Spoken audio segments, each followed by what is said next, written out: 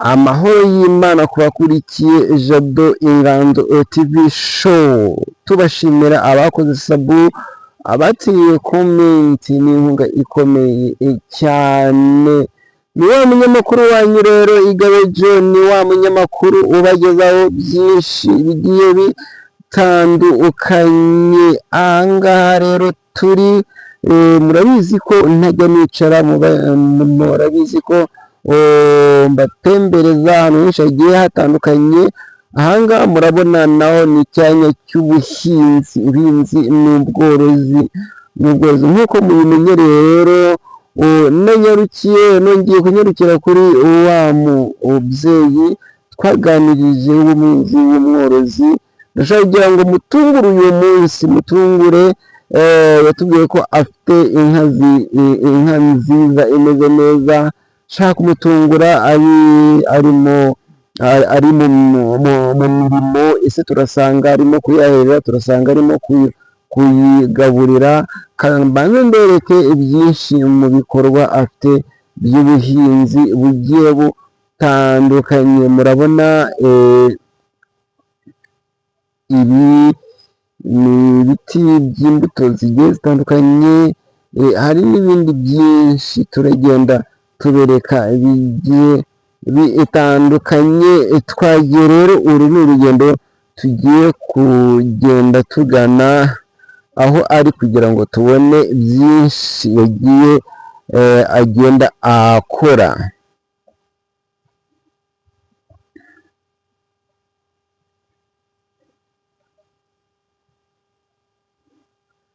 Wegumya ukurikire Jado Ingando TV show kugira ngo ubone byinshi bigiye bitandukanye.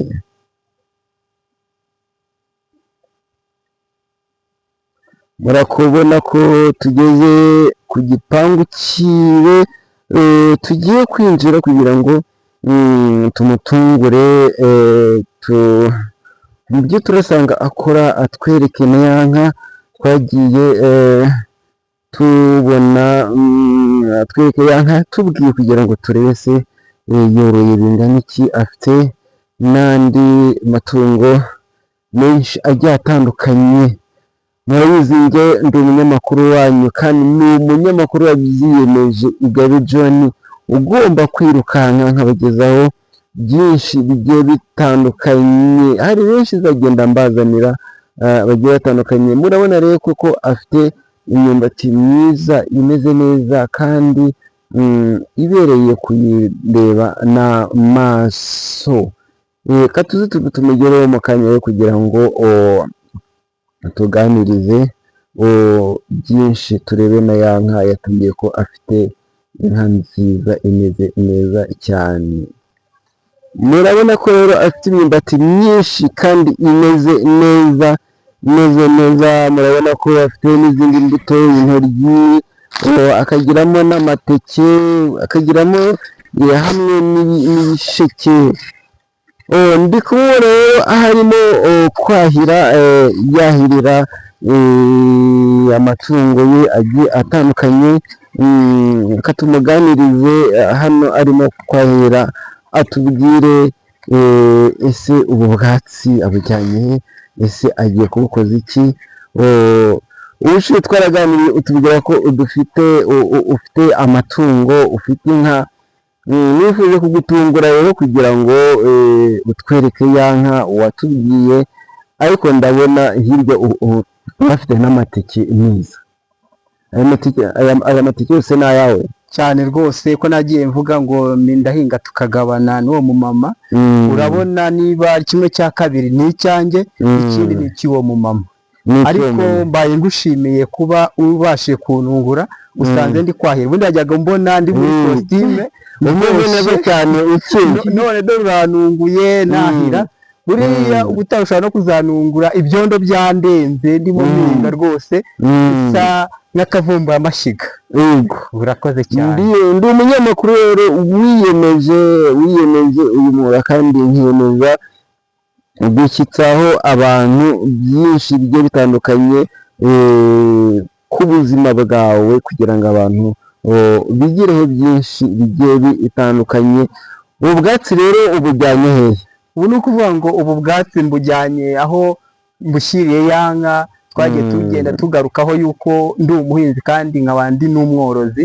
ubwo abana b'i Kigali bavuga ngo amata ava ku igare, kandi nawe uri umunyakigali wakubaza ngo ese amata ava hehe, nibwira ko ushobora kuvuga ngo ava ku igare. Amata rero ava mu nka.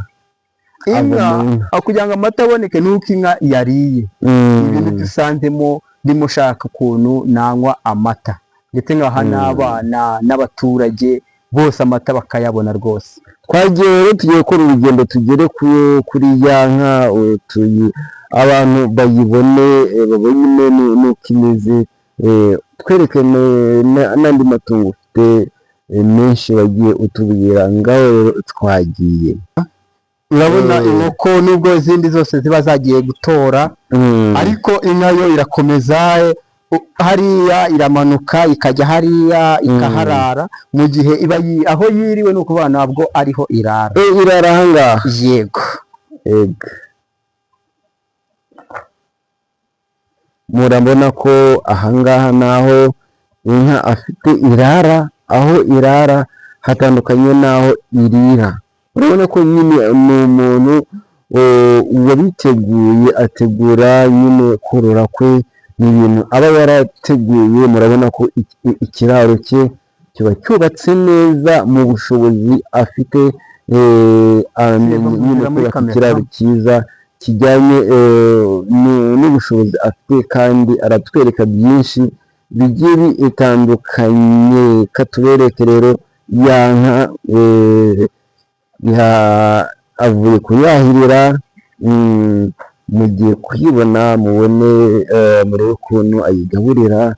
Ni inka rwose isa neza, ni inka ubona, murabona ko ari inka ishimishije imeze neza, ni inka idafite inzara. Urabona iyo nka, ako ni akavugirizo kuko inka itangira kumva yuko shebuja yahageze, urimo urayireba rwose. Iyo umaze kuhagera bitandukanye n'uko undi muntu ashobora kuza akayigaburira, kuko ushobora kuyiha ubwatsi utari shebuja cyangwa atari wo mu rugo, ntiburye bitewe n'ako kavugirizo mba nkubise. Urayumva rwose, urayireba.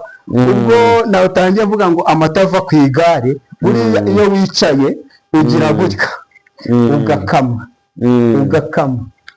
Ibyo ndibwira yuko ubu wakubwira ngo kama ntago wabishobora, ariko uri kubireba. Ndi kubireba. Nguko rero aho amata y'inka ava mu icebe ry'inka, bitewe n'uko wayigaburiye yariye. Rwose nashishikariza abantu bose yuko bagomba korora abana, bakajya bamenya aho imva n'imvano y'amata ahava. Yego. Ese